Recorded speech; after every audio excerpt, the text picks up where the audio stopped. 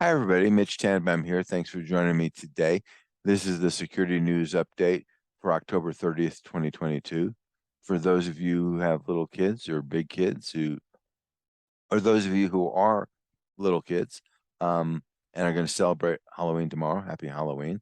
Um, the security news, certainly it's Halloween every day, so pretty scary.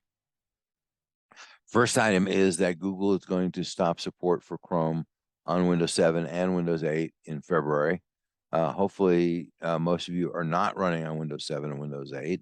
And remember that most browsers are based on Chrome. And it's not clear what specific features are in the Chrome browser that would stop a Windows 10 version of Chrome uh, from running on Windows 7 or 8, but maybe there's actually stuff in there that will stop that. And Windows 7 and 8 pretty long in the tooth. So if you are using it, you probably ought to think about replacing that with something else. This is just another reason to go do so. In the reference department, TSA has released the newest version of their rail cybersecurity requirements. The first version, you may remember, was literally classified secret. That offended everybody. Both the security people wanted to know what it was the railroads were supposed to do, and the railroads who wanted to complain that the TSA was being unreasonable. Looking at this set of regulations, it seems pretty lightweight to me. It's kind of scary that the railroads are not doing all these things right now. But it includes things like incident response and management accountability and incident reporting, vulnerability assessments. So I don't know what there is to complain about this version, but I'm sure the railroads will complain about it because they don't like being regulated.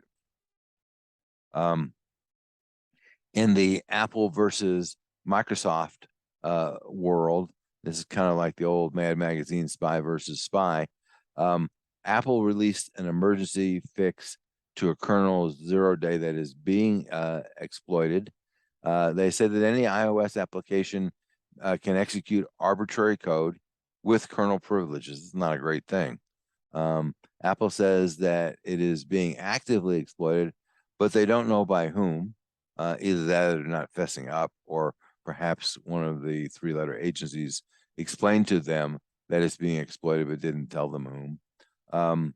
Apple software used to be more secure when Apple software was pretty straightforward and simple and had minimal functionality. Now that Apple is trying to rival Microsoft in terms of the functionality and features of the software, you get into the same kind of complexity problems that Microsoft has had, for years. So it's not a big surprise. It doesn't make Apple users happy. But iOS 16.1 fixes about 20 bugs. Mac OS 13 Ventura fixes more than 100 bugs, which sounds a lot like Microsoft. And they just released iOS 16. So, we're seeing the same kind of problems. And to prove that point, Microsoft has announced that there's two separate vulnerabilities that allow hackers to sneak malicious code and attachments past Microsoft's what's called mark of the web. And the mark of the web is a security feature which tags files that were downloaded so that Windows knows to treat them differently. With this particular bug or bugs, hackers can go off and download files and attachments and run malicious code on your computer. So the first bug affects all versions of Windows since XP. The second bug only works on Windows 10 or later. So I don't know if that's any consolation, but it is there. In the breaches department, and we always have breaches every week, C Tickets said that they were hacked about 2.5 years ago, back in 2019. They said that they discovered it in 2021. That's not great. They didn't eradicate it until 2022, and they're just now telling us about it, pretty much almost 2023. So, what this points to is really bad incident response, really bad auditing, really bad alerting, and a really bad business continuity process. And I am sure the result of this will be a lot of lawsuits. They operate in Europe amongst other places. And I am sure they're going to get the crap whacked out of them.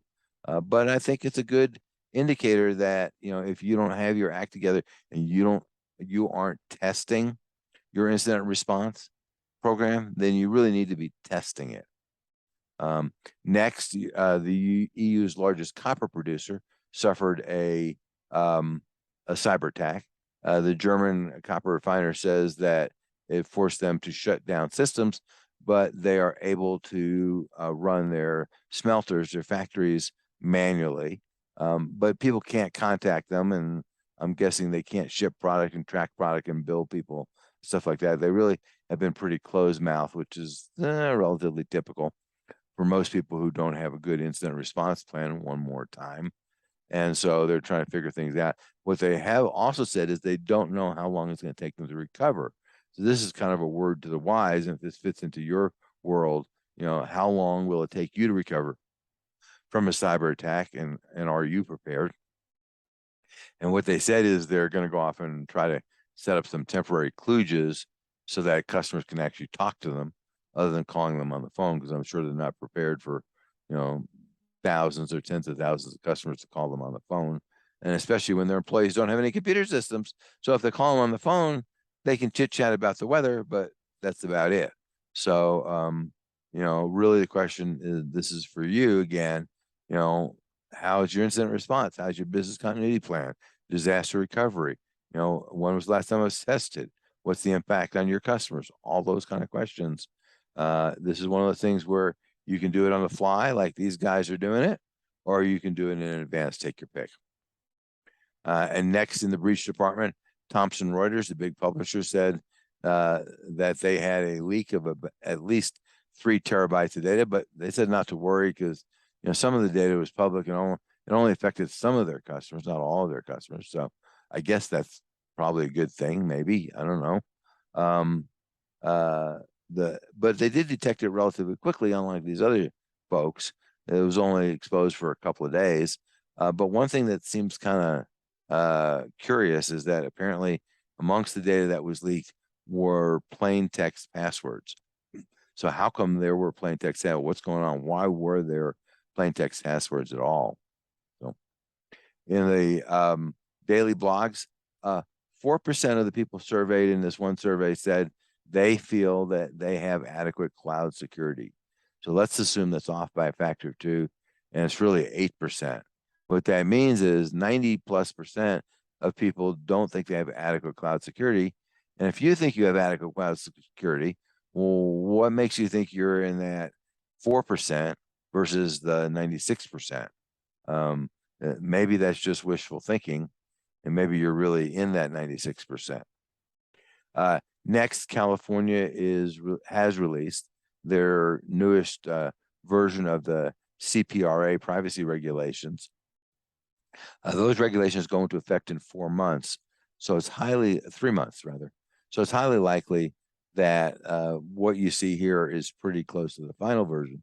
And remember, there's 4 other states that are implementing privacy regulations, what I call second generation privacy regulations, in 2023.